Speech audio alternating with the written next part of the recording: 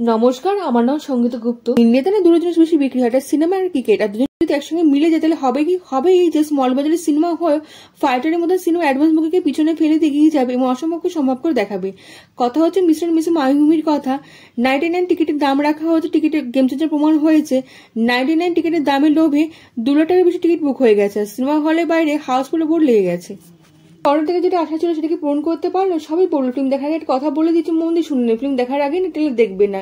এখানে দুই ধরনের অডিয়েন্স পাবেন। এক ধরনের অডিয়েন্স ট্রেলার দেখে গেছিল, তারা থিয়েটারে গিয়ে ঠান্ডা হাওয়ায় ঘুমিয়ে পড়েছিল।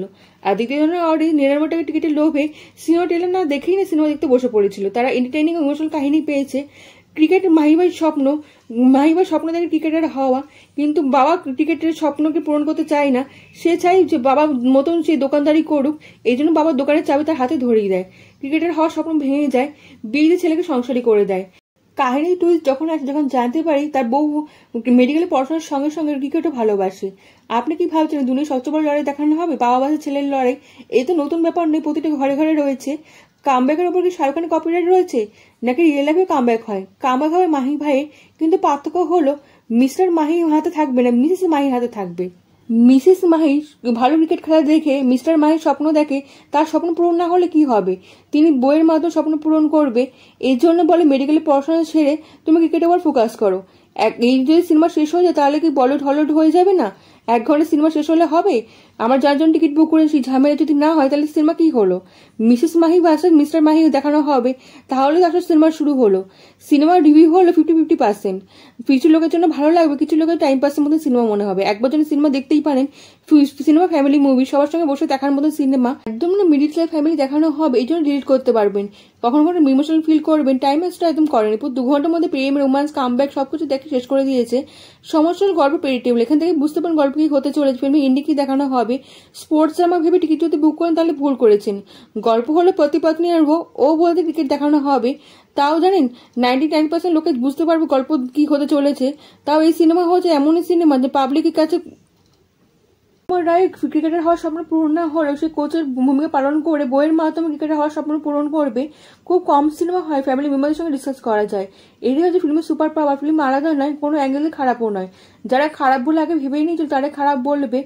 Easy middle class family movie দেখানো হবে। 1000 বার হয়ে গেল, তাহলে কি বন্ধ করে? নতুন সিনেমাতে কি পাবো? নতুন অ্যাক্টর পাবো, রাজকুমার রায়ের মতো ভালো অ্যাক্টর পাবো যে ক্রিকেটের পার্সোনাল লাইফে ছক্কা হাঁকিয়েছে, এত সুন্দর অভিনয় করেছে যে শ্রীকান্ত মতন ক্যারেক্টারকে জীবন্ত করে দিয়েছে, অসম্ভবকে সম্ভব করে দেখিয়ে দিয়েছে এরকম চরিত্রে অভিনয় করে। এবার সবার চোখ থেকে জানবীর ওপর। শ্রীদেবী মেয়ে বলে বেশি জাজ করা হয়। 10% হলো ভালো করে অ্যাক্টিং ইমপ্রুভ করে দেখেছি প্রতিটি নতুন সিনেমা আসলেই। আর তিনি যে ভালো অ্যাক্টর প্রমাণ করে দেখিয়ে দিয়েছেন নেপোটিজমকে সরিয়ে রেখে। এখানে বাবার চরিত্রে যে অভিনয় করেছে, তার চরিত্রে অভিনয় দেখলে মনে হবে আমার বাবাকে দেখানো হচ্ছে সিনেমা পর্দায়। মাস মাসালা বড় বাজারের সিনেমা এখন বেশি দেখানো হচ্ছে, খুব বেশি কম্পিটিশন দেখানো হয়। কিন্তু এর থেকে সরে যদি আলাদা বিষয় সিনেমা দেখতে চান তাহলে এই মুভিটা দেখতেই পারেন। একদম 100% পয়সা ওসুল। অনেকদিন বাদে এমন সিনেমা দেখলাম যার জন্য মাথা খাটাতে হবে না, এনজয় করার মতো সিনেমা তৈরি করেছে, সঙ্গে ইমোশনাল ফিল করবেন।